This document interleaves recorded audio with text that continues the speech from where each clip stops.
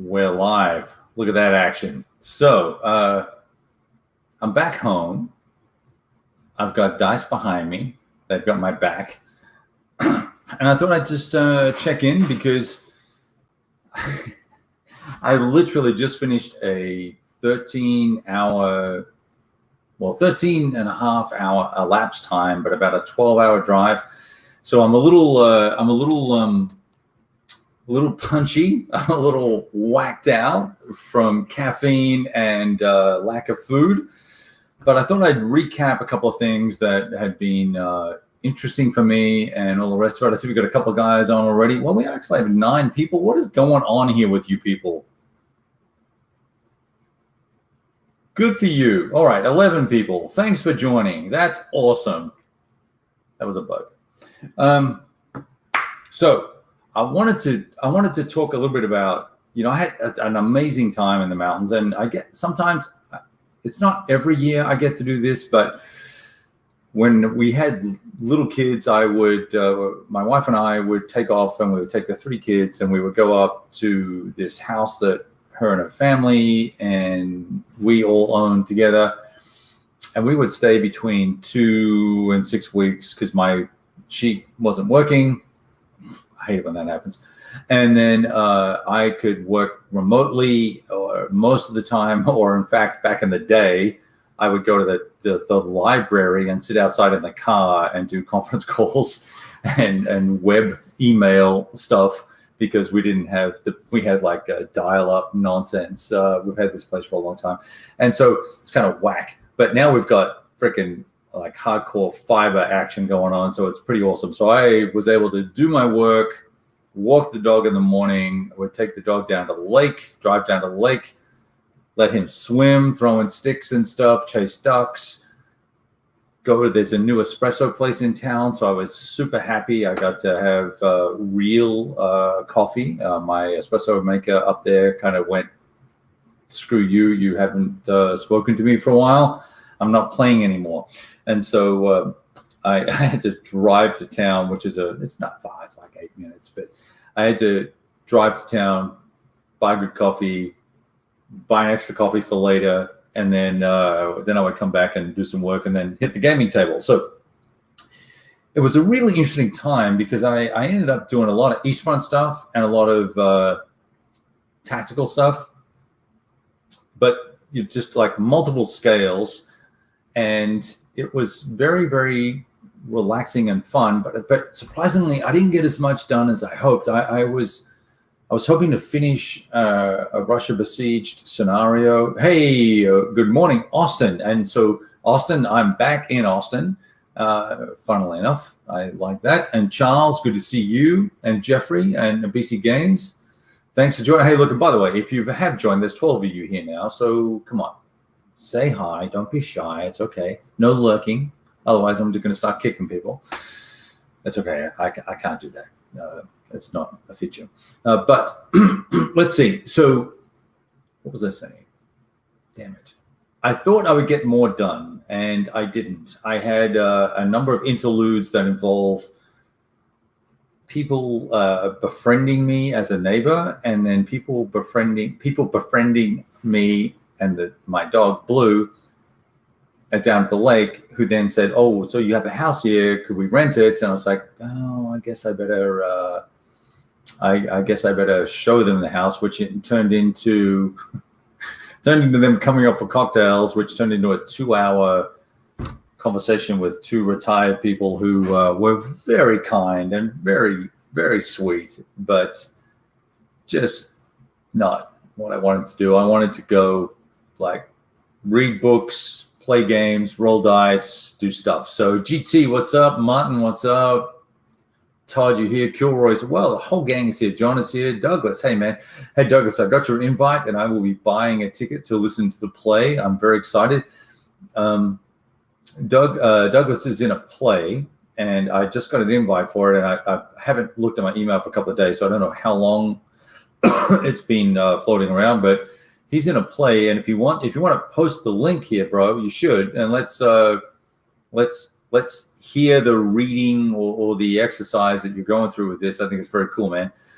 Even better. So you wrote it. So let's like to share the link so everyone can see it, and maybe one or two of the 19 knuckleheads here has enough thespian in them. Yeah, Braxton is here. What is up, Mr. Ancients? So anyway, check out Douglas. Come on, Douglas, post the link. Don't be shy. Let's get people excited about your play. I'm even more excited that you wrote it.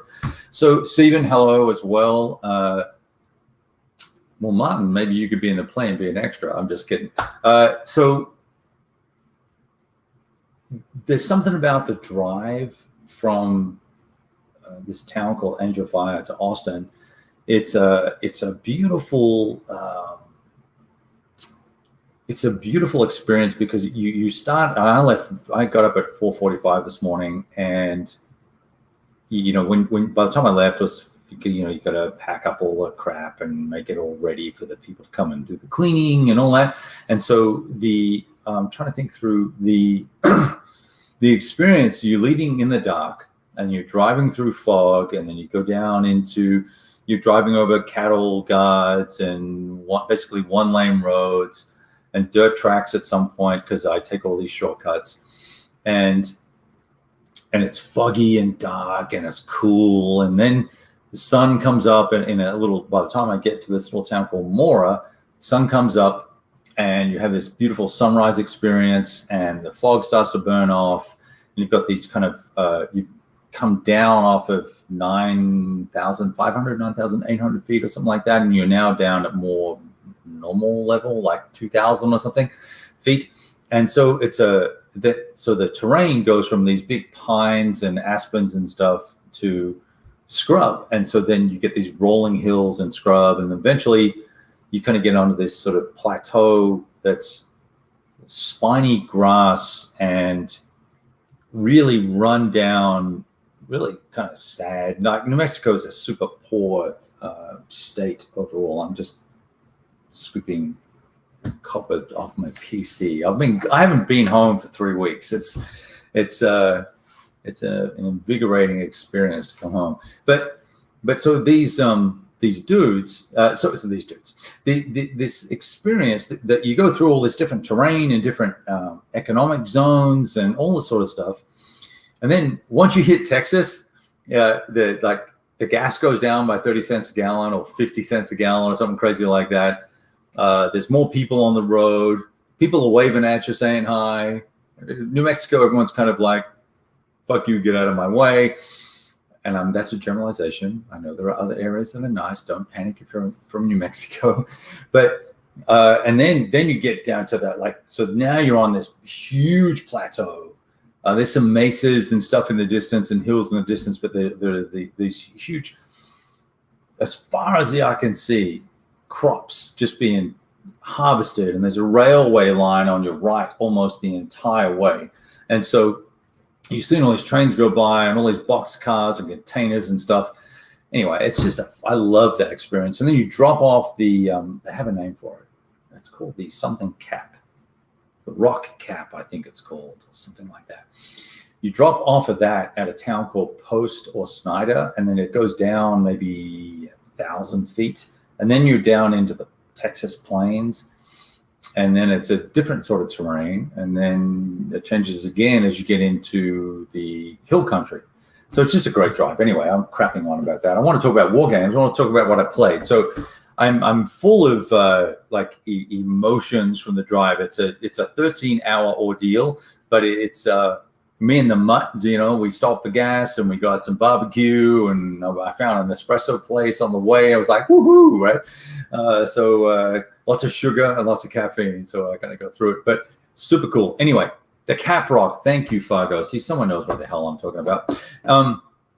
Anyway, so I'm home, and I wanted to talk about the games I played because I 13 hours in a car, you can only listen to so many stupid podcasts and stupid, bad music that I have on my save list. And I really need to get my shit organized next time I go on a road trip and have better music. So let's start with what I started with first. I started with Third Winter, and I know you can't see because I got this goofy background, but Third Winter, And while I was playing that, I'm sure I made commentary around the fact that it's highly dense, and I was dubious about the efficiency of playing solo in particular, because that's what I'll probably do, a full mapper like that. If the counter density on the single scorpions in a bottle scenario represented what I was expecting it to be, if that's what the whole game is like, then it's a shit show potentially. But as I was thinking about it, I imagine that, like most OCS games, there's going to be pockets of activity, and then the rest of it, there's going to be some stuff going on, and so it won't be that bad. And then, of course, the chap, I think his name's Anthony, he was posting about the second module, which is further north. I think it goes all the way up to Leningrad. Right? So from Leningrad to basically Sevastopol, you've got this 1943 onwards exercise. And I was looking at the room, this open room that I was in, and thinking, okay, if the stairwell wasn't there and that credenza wasn't there and the kitchen wasn't there, could I fit this game in this room and play it? And I know that there's someone actually goofing around trying to work out how to link Case Blue GB2 to Third Winter and whatever the other one's called, so that you could link them and play the whole shooting match, 41 through 45 or wherever it ends up, right? That's a scary concept, and not one I would take on alone, because I have had some new experiences with another monster game that we'll talk about in a minute. So remind me to talk about Campaign for North Africa if I don't. And Stig, what's up? And Jeffrey, hello. So I'm very, there's a part of me that wonders if the stupidity of me attempting GB2 and Case Blue together, if I still have the intestinal fortitude to go and try and tackle that as a exercise, let's call it an exercise. I'm wondering if that's actually doable and would be fun. I think, hey, Robert, nice to see you, my friend. I think that would be a lot of fun to try to do, and compare and contrast that to GB2 and Case Blue put together. Good Air and Blitzkrieg too, for those that, because I'm acronyming.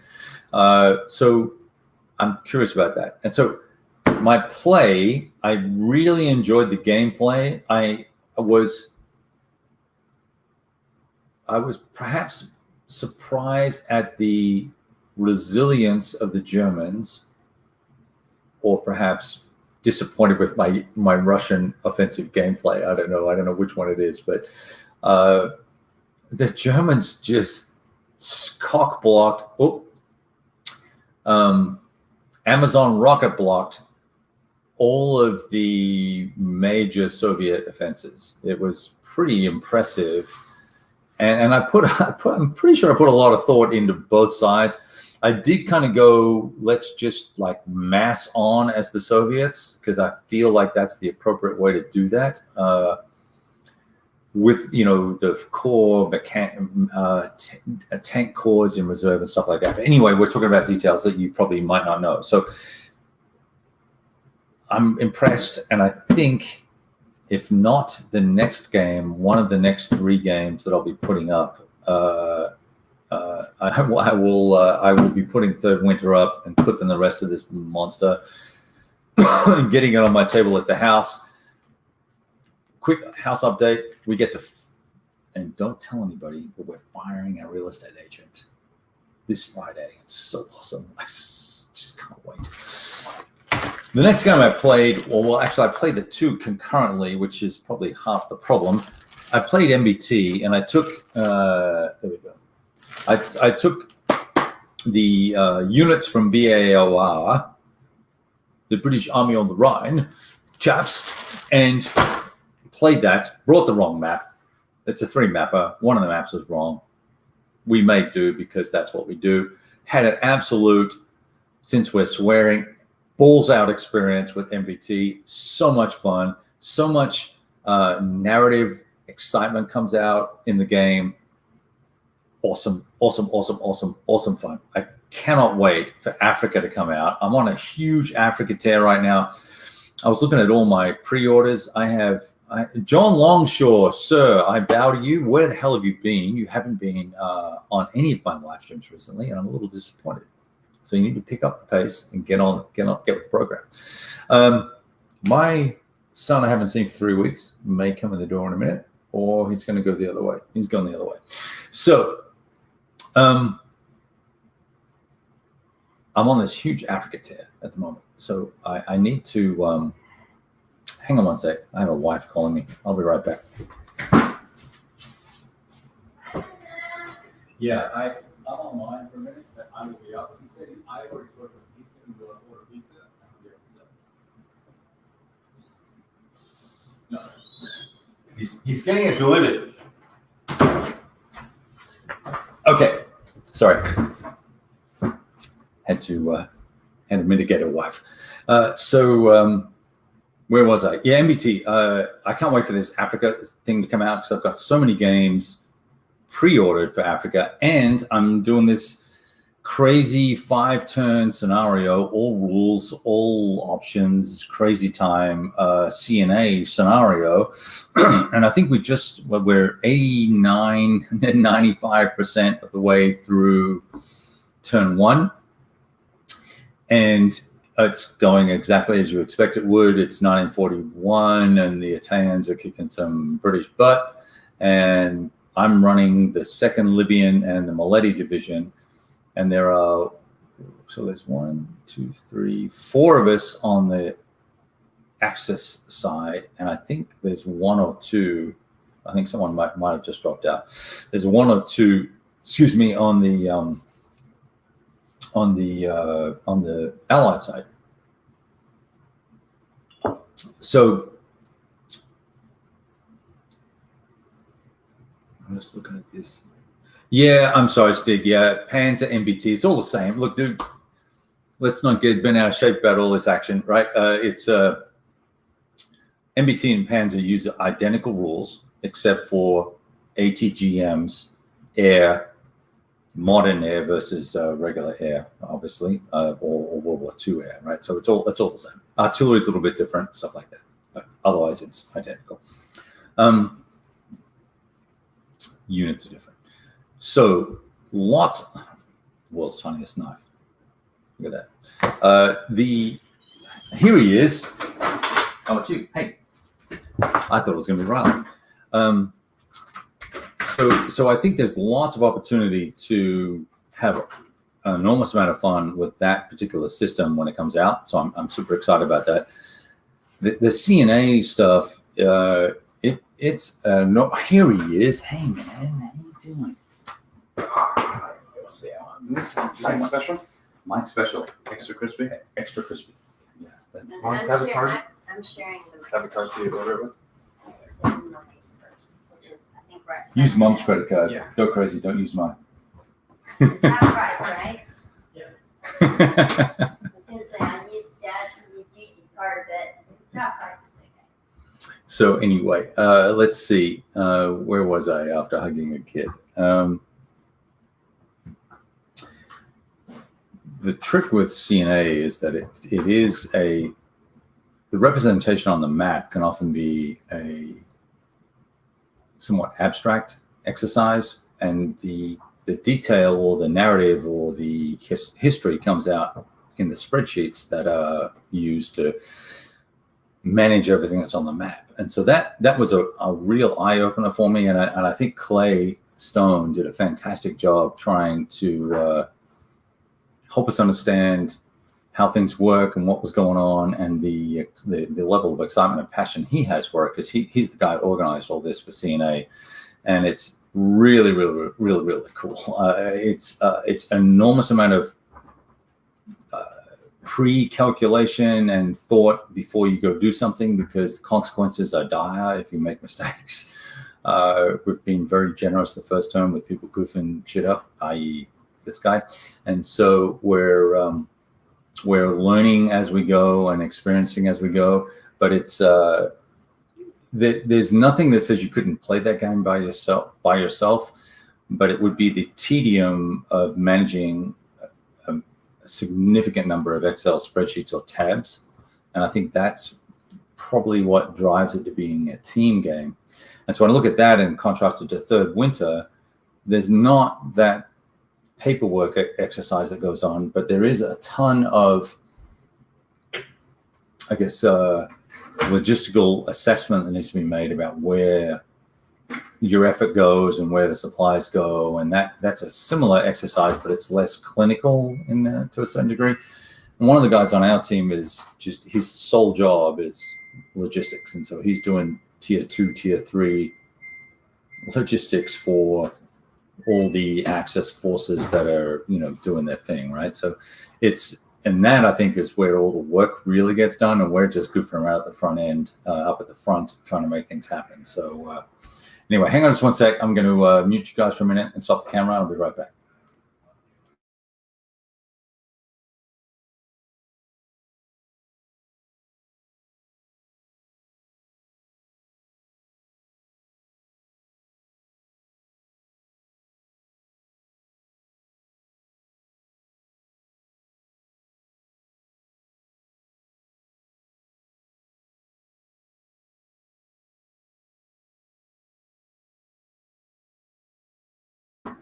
That's an ATM card, and I don't have. Okay.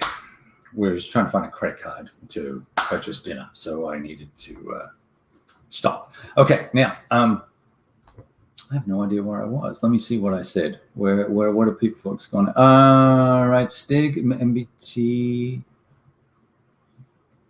Very nice. Get extra crispy. Oh, you heard that? Okay. I'm 7:43 is the comment. It's now 7:46, so I'm 10 minutes behind in comments. Yeah, John, I think we need to talk about how you manage your wife. I'm going to do that, right? Yeah, and that's so Stig. So there's that is the crux right there. And let's continue. I'm trying to reconnect my threads in my head that I had wanted to share, and I mistimed my getting online because my second son was not home yet, and he's working at a pizza parlor delivering. And as a surprise, he wanted to bring my favorite pizza home for me. And of course, I'm on live, and being the dick that I am, I'm not getting off to say hello after 3 weeks. So hence the hug and the interruption, and my wife trying to put laundry on, because without the dice behind me, you would see the laundry, because that's the cave. The cave has a section that's actually dedicated to laundry. We need to work on that. So new house, no laundry in the war cave, man cave, whatever it's called. Anyway, where were we? So the abstraction, the thing about the board though, Stig, is it makes it beautifully crisp and clean and elegant and tidy. But as you're moving the pieces and you go to war, you put two pieces into conflict with each other, and you may put a pinned marker or an engaged marker or a wreck marker or whatever it may be. But all the results are driven on a spreadsheet or a chart or whatever, kind of like your Napoleonics or American Civil War systems, where you're checking off steps, right? You're doing basically the same thing. It's TOEs, tables of equipment. You're checking them off as they're destroyed. You're multiplying them out depending on if it's AT or barrage or all this sort of nonsense, right? Close assault, attack, close assault, defend. All of them have different variables and values depending on what the unit is and what's in the formation, and whether you've broken that formation down, as the case may be. But you're right in that the story comes out, for instance, with my Maletti attacked the 1st Royal Tank Regiment a second time, and that eliminated the unit. So what happened there? We took prisoners, some trucks escaped, some tanks escaped, but then the tanks broke down, and all that came out of the die roll on the chart, but the representation of it, the capturing of that information, was on a spreadsheet. Anyway, okay, so that's CNA. So I'm curious about how I can manage Third Winter and something like because it's at the size, if not more, of CNA, and then combined with another module that's 8 maps or 10 maps, starts to be the same size as GB2 Case Blue, but probably twice as many. I'm going to guess twice as many counters, maybe 3 times as many. And the Soviets are not on the offensive at all, really, in that game when I played it anyway. Okay, so after that, I did a very brief. I did the China intervention scenario with this guy, the Korean War. I think if you go back and look at some of those videos, assuming I've released them and made them public, because I've had issues lately with that. Really great gameplay, great rule book, excellent charts, completely just crack counters. And I didn't want to say that, but, and it's on me. I need to go ask for replacements, but it's my second set and I just can't be fucking bothered with it. So I'm going to play the campaign. In fact, that's when I said I would put Third Winter up second or third. This is probably going to be one of the ones that goes up next behind the one new game that I have in the house at the moment. I really enjoy the mechanics and the thoughtfulness that has to go into this gameplay activity here is significant in terms of sequencing which unit moves and when, how many units can move. Do I spread my activity around in an operation? Do I concentrate my activity depending on what the die roll is? Do I get 3 activations in the operation or 1? How do I handle that? And then what will my opponent do if I don't do something or I do something? So it builds a very, very rich set of tensions in the game, I guess. It's not narrative necessarily, although it could be, but who can be bothered putting that much time in to work that out? But definitely tensions there. Russia Besieged, the hugest disappointment for me. I'm going to wait for the Finland expansion and just play the campaign out and just work it out. I tried playing the Case Blue thing. I got 2 turns in, and all the extra work didn't add a lot of value for me, because I kept thinking the Russian campaign, Jedko, 1970 something, right? There's really, all you're doing is adding layers of chrome and bullshit. I got to go look up and tables and, airports and moving shit around and transferring, don't advance into the hex after an attack unless you blitz attack, and don't do this, do that, blah, blah, blah, blah, blah, blah, blah, blah, blah, blah, blah, blah, blah, blah, blah, blah. Thank you. Okay, next. So I'm gonna give it another try because it deserves it, because it's beautiful. But I was ultimately underwhelmed, but hoping for better. I think by this time in my vacation, I was day 7 or day 8 by myself, and I'd eaten the steaks, I'd done the walking, I'd done the hiking, I rode the bike once. Okay, right. I'd had a lot of solitude and a lot of gaming and a lot of dice rolling right behind me, a lot of that, and I think I was tired as well. And I just didn't want to dick around with what basically was the same game, but with nicer bits, right? So, and I know that's going to offend a lot of Russia Besieged fans, but shit happens. All right. My goal had been to also play Alexander the Great, one of the, what scenario? That was one of the Phalanx expansion module scenarios. I was going to tackle Manatia and another battle starting with an S that I can't remember. But anyway, I didn't get to that. Last 2 days, I chilled, I relaxed, I read a lot, and I read some rules and bits and pieces. Got home, and after my fantastic and thematic and enlightening drive home, I did a lot of thinking about work as well. So I've come up with some cool solutions for certain problems that we have. But I got home and I've got this here, and there have been a dozen shrink rips and guys who've done previews and playthroughs already. I'm not going to bore you with a shrink rip, but I'm going to draw your attention to 2 things. So firstly, these counter sheets, as you can see, there's a high gloss here. These counter sheets are covered, are sealed in plastic.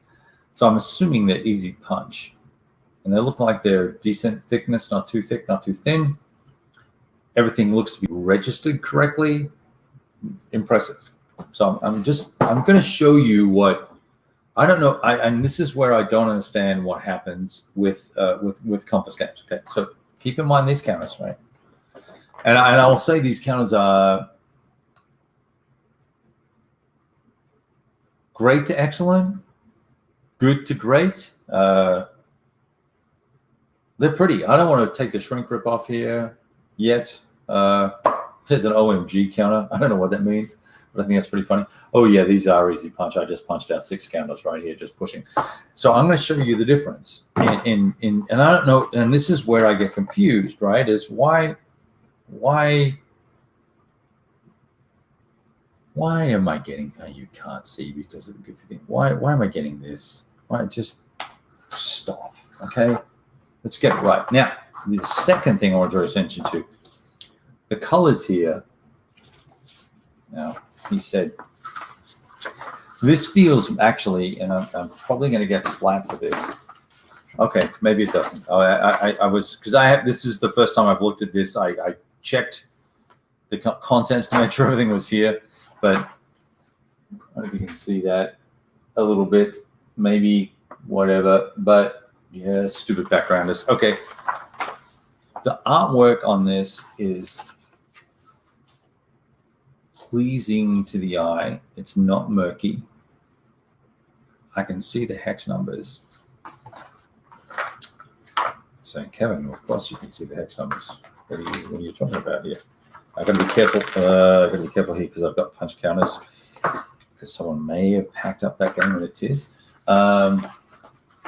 This while it looks okay there. The hex counter, the hex numbers are extremely difficult to read, and there's 4,000 charts around the edge. Look, if you're going to do a deluxe designers edition and just copy what was done before and update the palette and put all the same charts on there, or maybe if there's errors in the charts, fix them.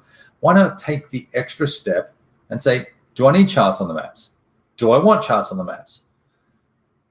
Maybe I don't, and if I don't, and I'm going to print all the extra charts like they did in the Korean War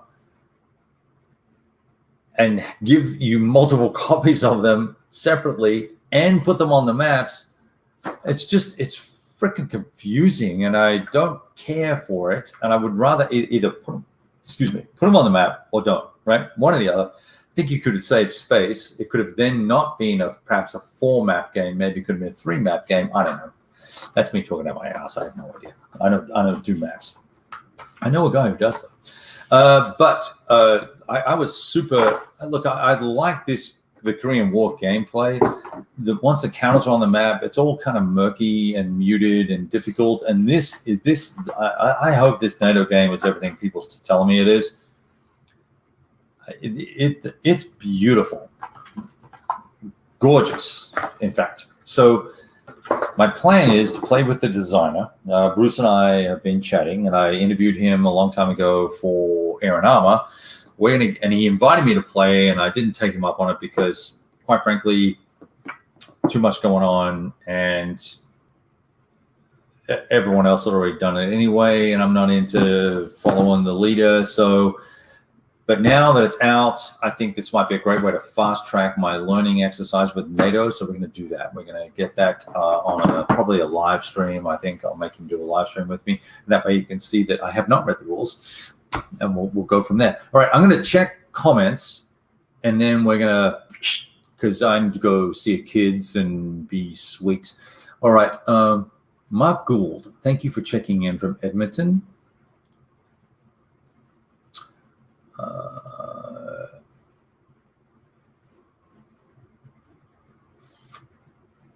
It's Keith Powell saying hello. Let me just check real quick here. Hello, I like your channel. Lawrence, I don't know who you are, but thank you. That's very nice. See, Sticks, you just need to broaden your horizons a little bit, buddy. We need to talk. And John, yes, this is what I thought the Korean War was. I was very disappointed when I read some opus on the Korean War. What a shit show that was. Let's see. How old is that Korea? I'd heard that Compass had sorted out a lot of their production qualities. Stig, this is like 2 months old, 3 months old. They have sorted out their production quality issues, but I think somewhere along the line, someone screwed up and they did that goofy painted on ink thing with that map. I don't know. I probably should look at the NATO map, but we'll talk about that later. This is truth right here. Eat the pizza online. Tony, I could maybe do that, but I think my kid will kill me. I really need to go up and say hi.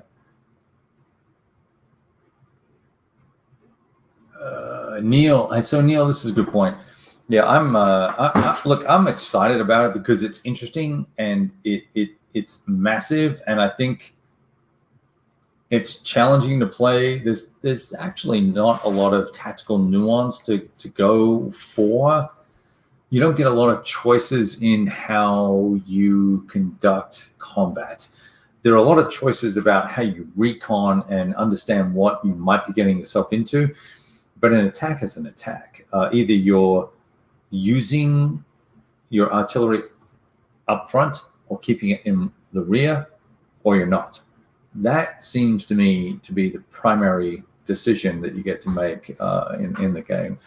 But hey, who knows? I could be wrong. I've only done 3 combats, so what do I know? I'm just checking the rest of the chat here.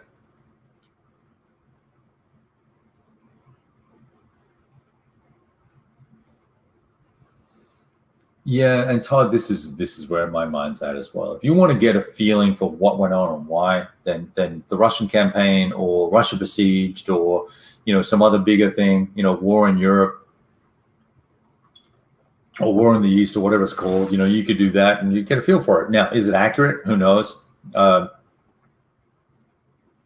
not what we're talking about here. We're talking about why you would want to do that, and that's why I would want to do that. I want to understand, and then I want to play operational games about certain sections of that theater and understand what went on there. And then with that, I want to see, well, why was the T-34 better than a Panzer IV or a Mark III or whatever, and play Panzer as well, or OST or Lock and Load or whatever, right?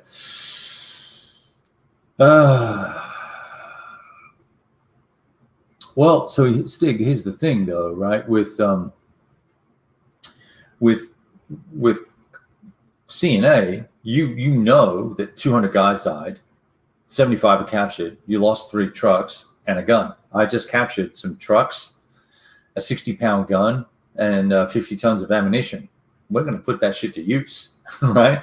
And Clay will feel that my wrath the next turn, and it saves me then requesting logistics from the overall commander and logistics commander that next turn, which saves us resources, which then may parlay itself into a future offensive that is unexpected or would not have been available in the future.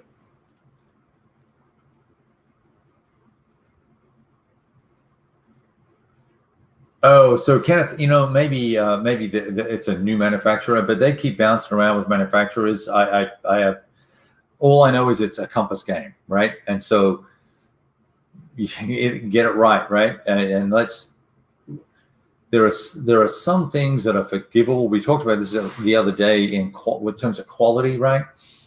What's forgivable, what's not. I'm disappointed with the Compass Korean War effort. But realistically, the gameplay is so rich that I can let it go, because it's on me to ask for the next set of counters. I just don't want to do it. A, because it's an expense to them that I've already asked for more than once set of counters.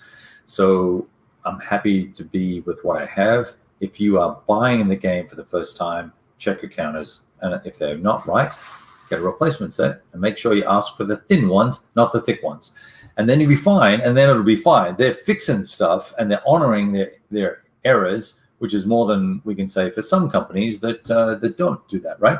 All right, let's see. I'm trying to wrap this up a little bit here. Let's see. Hey, Scott, how are you doing, man? Good to see you. Thanks for continuing to write great AARs. You're doing a great job on the big board.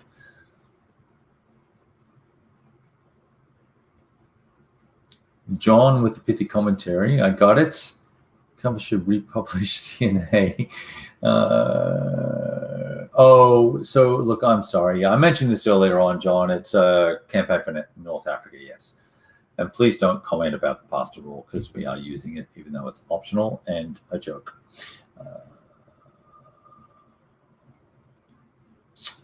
That's a really good question, Hemi, and I don't know. And that's a sweet car. Is that your car? Because if it is, I'm jealous. That's a banger. I don't know. I don't know what the best operational system is for World War II. It's not EFS, Eastern Front System. It could be OCS, but there are other systems around. You should check them out.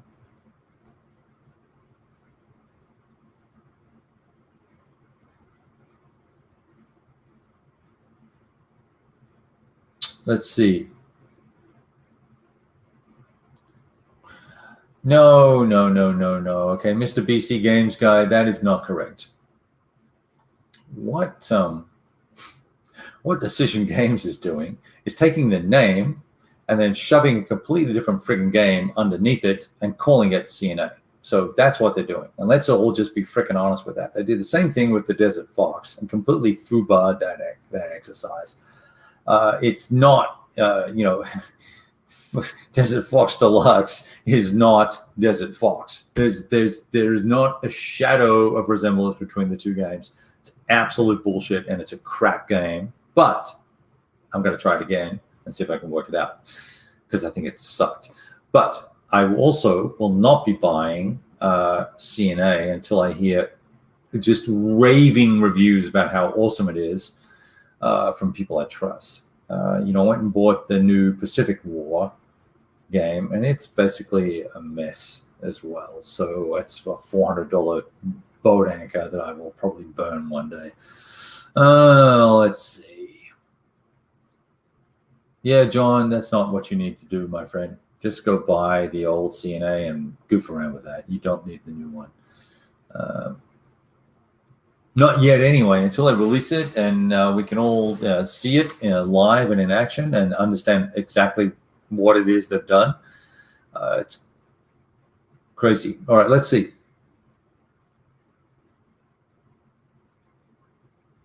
And see, I'm not even going to put that comment up, Stickler. You're such a dick. We don't use rotini, okay? It's fettuccine. And we cook the pasta in the sauce, okay? That's how we do it because we're legit. Yeah, Lawrence, you are correct with that. And we did talk, and my apologies for not remembering you. Stop. Yes, Decision Games. Just, God, we could just go on, couldn't we? We could just do a whole show on Decision Games ineptness. But nevertheless, let's try and end on a positive note. What do we got here? Nothing positive for the rest of you knuckleheads. Well, Sticks, I don't think they stole the SBI thing. I think they owned it. So there's that, right? Okay, look, I am going to go have a Mike's Special pizza with the crust cooked extra long. It's a thin and crispy pizza. It has sausage and pepperoni. It has extra cheese on top. It has peppers. It has olives. What else is on there? I think there's mushroom as well. And I think they put Canadian bacon on it as well. It's really freaking amazing. Like the thing is just stacked with goods.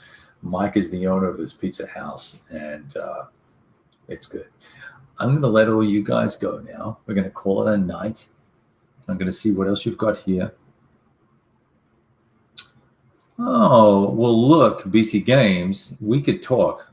For a reasonable price, I would buy one of your CNAs, even if it was punched.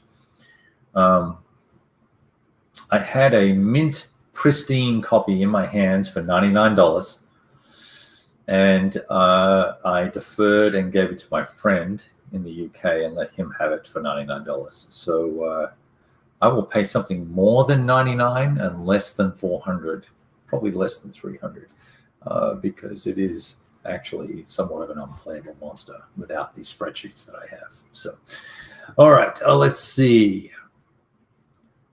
So how do we get away with talking an old, tired and true game, slap something unrelated? Yeah, because they own the IP, and it is what it is. They've done it multiple times. They've done it with all those little magazine games. You know, they tweak shit and change shit, or they just slap the same old game out with the errata in it, and no one knows the difference, and they don't declare what the hell's going on. They have an insular, isolated, sort of bunch of mouth-breathing old bastards who get together in a circle and argue about the game and what it should be, and then they're the only ones that get to make any choices about it. Then they open it out to the world to do playtesting, and they ignore most of what the playtesters have to say. That has been my experience secondhand from a friend of mine who tried to help with Imperium Romanum. He was told that you don't know anything about ancient history. And I've been in his library and I've seen the books he's read. He has 400 volumes on ancient history, on ancient Rome, and read most of them. And happens to have pretty much a verbatim memory as well. And so to be told by some PhD wonk who created this bullshit that's the new Imperium Romanum, that he doesn't know what he's talking about, and that was the end of the conversation, i.e. shut up and be quiet, peon. Yeah, right. Decision games. It's like trying to find a needle in a haystack when you find a good game there. Anyway, I'm really on the rant about those guys, aren't I? We're doing Black Olives. Van Gogh, thanks for asking. I'm not a big onions guy on pizza, but I do like anchovies. Not on this one. It doesn't work on this one. But hey, throw some pineapple on it. I'm happy. Yes. There we have it. Boom. Thanks for playing. All right. I'm going to let you guys go. I have now a glass of melted ice. I got 2 sips out of that thing. That was actually relatively expensive bourbon. That pisses me off. All right. You guys are awesome. Thanks for playing. Talk to you soon. Go roll some dice. Stop watching YouTubers and go play games. Do it. You'll like it. All right. Ciao.